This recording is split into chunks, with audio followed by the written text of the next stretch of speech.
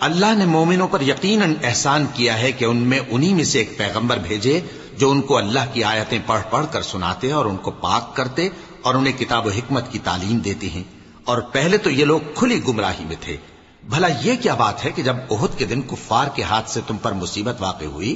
حالانکہ جنگ بدر میں اس سے دگنی مصیبت تمہارے ہاتھ سے ان پر پڑ چکی ہے، تو تم کہنے لگے کہ یہ آفت ہم پر کہاں سے آ پڑی؟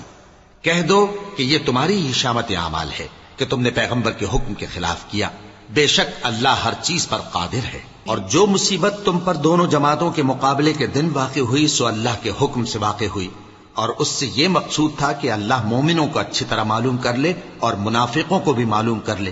اور جب ان سے کہا گیا کہ آؤ اللہ کے رستے میں جنگ کرو یا کافروں کے حملوں کو روکو، تو کہنے لگے کہ اگر ہم کو لڑائی کی خبر ہوتی تو ہم ضرور تمہارے ساتھ رہتے۔ یہ اس دن ایمان کی نسبت کفر سے زیادہ قریب تھے، منہ سے وہ باتیں کہتے ہیں جو ان کے دل میں نہیں ہیں، اور جو کچھ یہ چھپاتے ہیں اللہ اس سے خوب واقف ہے۔